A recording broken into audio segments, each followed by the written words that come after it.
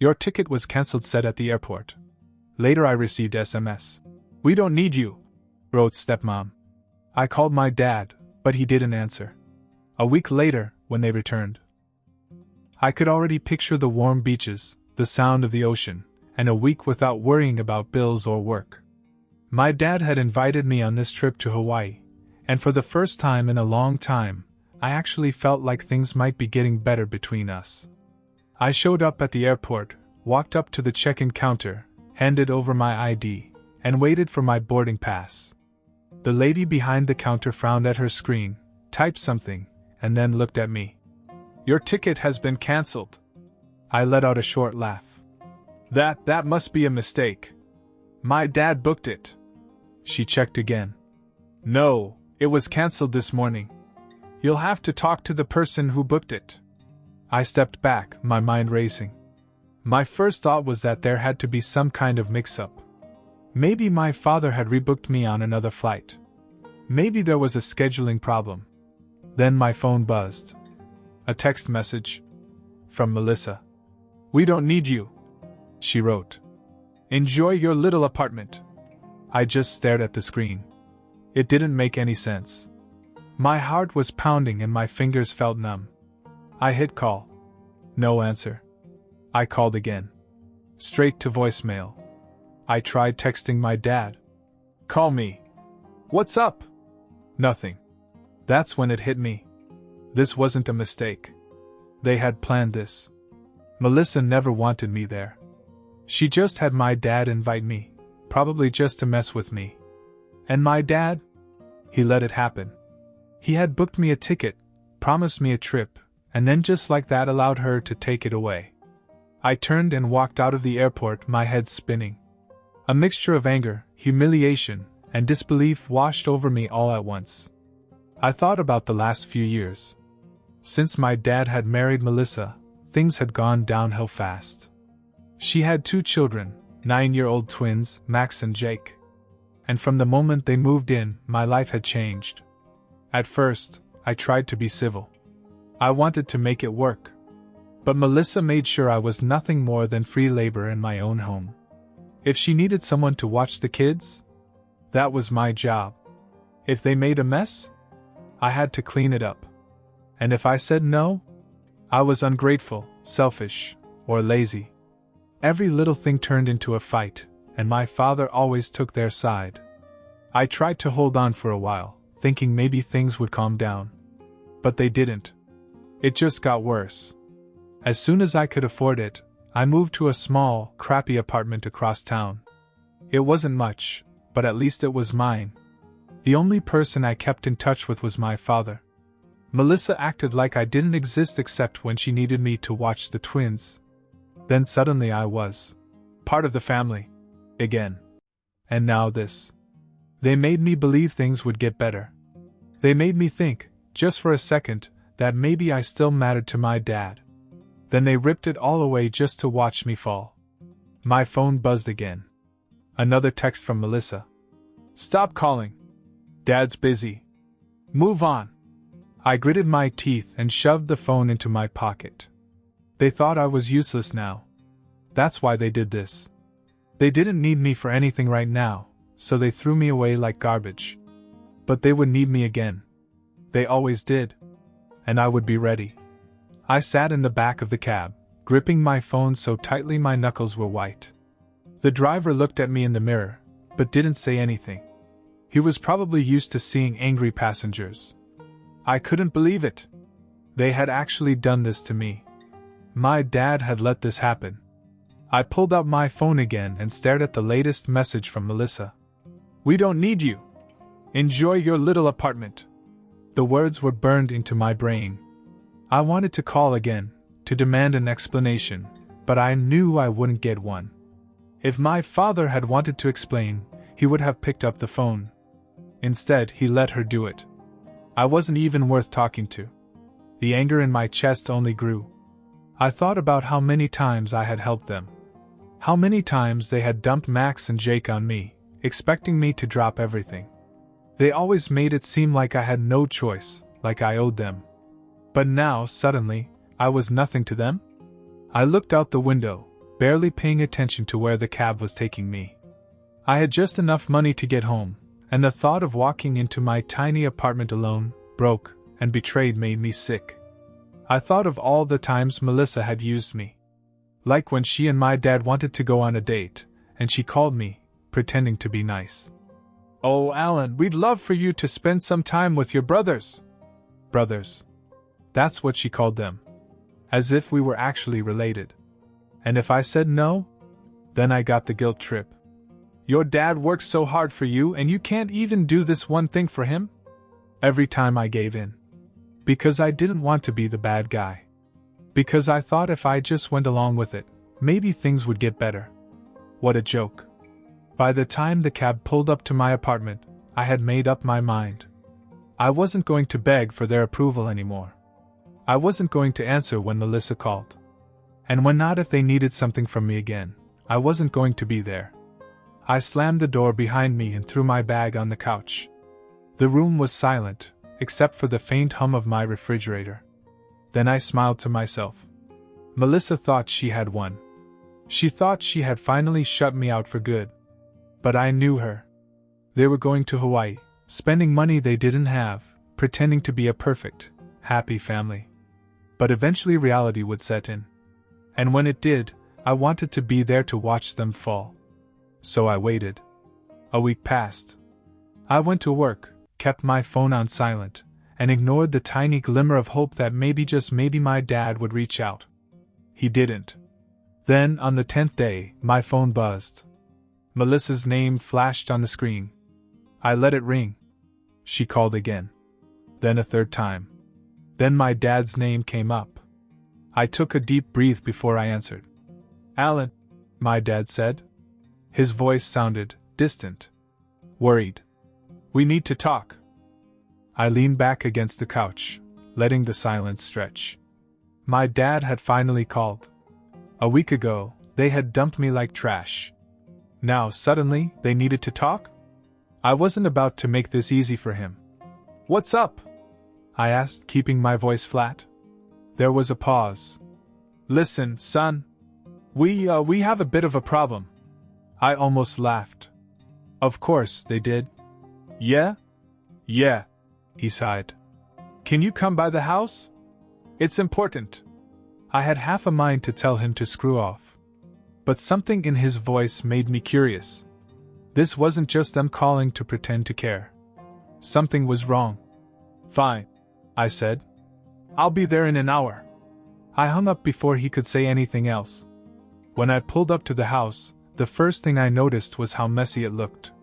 The curtains were drawn, and the lawn was overgrown, like no one had touched it in weeks. That was strange. Melissa ran this house like a dictator. Everything had to be spotless. I knocked on the door. No answer. I knocked again, harder this time. Finally, the door cracked open, and Melissa stood there. But she didn't look like herself. Her hair was a mess, and she wasn't wearing any makeup. For the first time ever, she actually looked tired. "Come in," she muttered, stepping aside.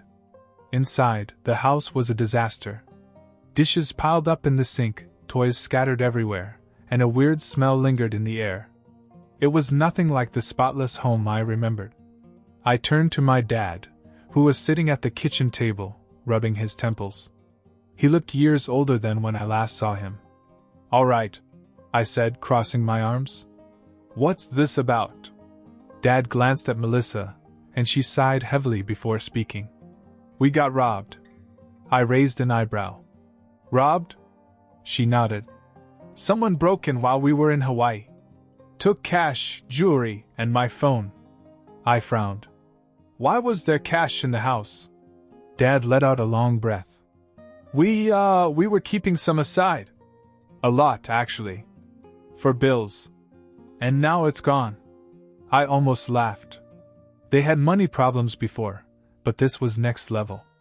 "That sucks," I said, shrugging. "What do you want me to do about it?" Melissa narrowed her eyes. "You could show some sympathy." I gave her a look. "Sympathy? After what they did to me?" "Did you call the cops?" I asked. Dad nodded. Yeah, but there's not much they can do. No cameras, no witnesses. We're screwed. Melissa took a deep breath and folded her arms. We need help, Alan. I waited, letting the silence hang in the air. Then it clicked. They weren't just telling me this for fun. They were asking for money. A week ago, I wasn't even worth a damn plane ticket. Now they were looking at me like I was their last hope. Unbelievable. I let out a short laugh. You're serious? After everything, you're coming to me for money? Dad shifted in his seat, avoiding my eyes. Melissa clenched her jaw. Look, we wouldn't be asking if we had another option. Well, you do, I said. Get jobs. Melissa's face turned red. You little. Dad put a hand on her arm, stopping her.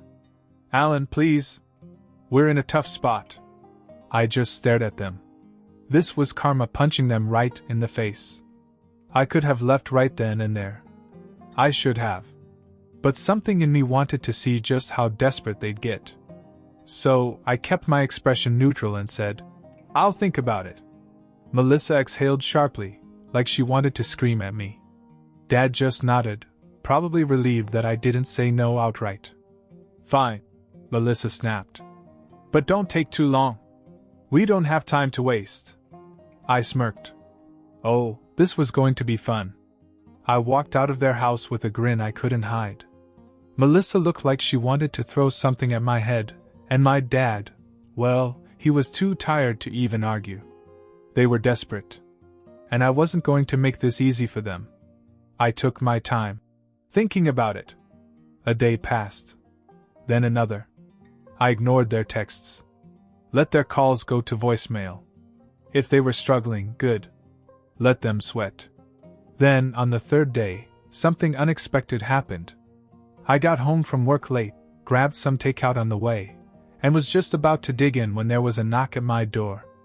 I wasn't expecting anyone. I checked my phone. No missed calls. Another knock. Louder. I sighed, got up, and opened the door. It was my dad. And he looked bad. His shirt was wrinkled, his hair was a mess, and his face was pale like he hadn't slept in days. I'd never seen him like this before. Can I come in? He asked quietly. I stepped aside, still trying to process the fact that he was actually here. He walked in, glanced around my tiny apartment, and sat down on the couch. He didn't say anything at first, just rubbed his hands together, like he was working up to something. Dad, what was going on? I finally asked. He let out a slow breath. I lost my job. That caught me off guard. You what? He leaned forward, elbows on his knees. Got back from Hawaii, went in the next day, and they let me go. Cutbacks. I blinked. So wait, you came to me for money knowing you were already broke? He didn't answer, which was answer enough. I let out a short laugh. Wow. So you guys went to Hawaii, knowing you couldn't afford it, and now you expect me to clean up the mess? His face twisted. Melissa didn't know. I frowned. What? He sighed. I didn't tell her. I don't know, I thought I could figure something out when we got back. But now, with the robbery and everything else, we're screwed. I sat back, letting that sink in. So not only was Melissa panicking about the robbery, but she didn't even know that my dad had lost his job. This just kept getting better and better. So what do you want from me? I asked, crossing my arms. He hesitated. Just a loan. To keep things steady for a while. Until I find something else. I tilted my head. And Melissa? She know you're here? He looked down. No. I stared at him, almost impressed. The same man who had let Melissa control everything was now sneaking behind her back to ask me for help. And he didn't even realize how pathetic that was. I let out a breath and stood up. Look, Dad. I don't have the money to bail you out. That was a lie. I did have some savings. But there was no way in hell I was giving him a cent. His shoulders slumped, and for the first time, he actually looked ashamed. I get it. I walked him to the door. Good luck. I said. He gave me a small nod, then left without another word. As soon as he was gone, I grabbed my phone and waited. Because I knew one thing for sure, Melissa was going to find out. And when she did, it was going to be glorious. I barely had time to grab my morning coffee before my phone exploded with notifications. 10 missed calls. 3 voicemails. And an angry text from Melissa. You think you're smart, huh? You think you can play games with us? You have no idea what you've done. I smirked. Oh, this was going to be good. I took my time, made breakfast and finally hit play on the first voicemail. At first all I could hear was static and heavy breathing, then Melissa's voice came through, shaking with anger. You think this is funny? Your father lied to me. I just found out he lost his damn job and now we have nothing. Nothing, Alan. And you knew, didn't you? You let me beg you for money while you sat there laughing. I actually laughed out loud. That was better than I expected. I played the second voicemail. You're a selfish little bastard. After all we did for you. I skipped the rest. Then the third voicemail. This time it was my dad. His voice was quiet. Tired. Alan, I don't know what to say. Melissa is angry. She left. I froze. What? I played the message back to make sure I heard it right. Melissa left? That wasn't part of the plan. I expected her to yell at me, threaten me, maybe even show up at my door with more demands. But leaving? I never thought she'd actually leave. I called my dad back and he picked up right away. It's over, he said. What do you mean? He sighed, sounding like he hadn't slept all night. She packed a bag. Took the twins. Said she's staying with her sister. I don't know if she's coming back. I stared at the wall, trying to process. Melissa was gone. I wasn't sure how I should feel. On the one hand, it was exactly what she deserved. She had spent years making my life miserable, turning my dad against me, using me like a free babysitter. Now she had nothing. But on the other hand, this wasn't just a tantrum. She really left. What are you going to do? I asked. Dad took a slow, shaky breath. I don't know. For the first time in years, he sounded completely lost. No Melissa to boss him around. No twins to take care of. No family under his roof. Just him. Alone. In that big, messy house. And me? I didn't feel sorry for him. Not even a little. That was the mess he made. And now? He was finally going to live in it. Over the next few days, I expected Melissa to call again. Maybe to yell, maybe to demand that I fix what I started. Maybe to gloat that she and my dad were back together, and I was still the villain in her story. But she didn't. Instead, my dad kept calling. I ignored the first few, but eventually curiosity got the better of me. When I finally answered, he sounded different. Not angry. Not desperate. Just empty. Hey, Alan, he said, his voice hollow. Can we talk? I hesitated but sighed. Yeah, sure. He asked me to meet him at a diner near my place. That was weird, he never came to my side of town. When I got there, he was already sitting in a booth, stirring a cup of coffee, staring at nothing. He looked exhausted, like he had aged 10 years in a week. I slid into the seat across from him. All right. What's up? He rubbed his face and took a long breath. Melissa's not coming back. I raised an eyebrow. What do you mean? She's done. I talked to her last night, and she said she's moving out for good. She's taking the kids too. I blinked. Melissa actually left him. I mean, I knew they were a mess. I knew she was angry when she found out about the job and the money, but I figured she'd come crawling back once she realized she couldn't support herself. But no. She was really gone. And for the first time, my dad had no one. I watched him for a moment. He wasn't the same man who used to blindly defend her. He looked completely lost. So, I said carefully, what do you want from me? He gave a small, sad smile. Nothing. I didn't believe him. Come on, Dad. Every time you call, you want something. But he shook his head. Not this time. He looked down at his coffee, as if he didn't know how to say what he was thinking. Then he sighed. I screwed up, Alan. I didn't say anything.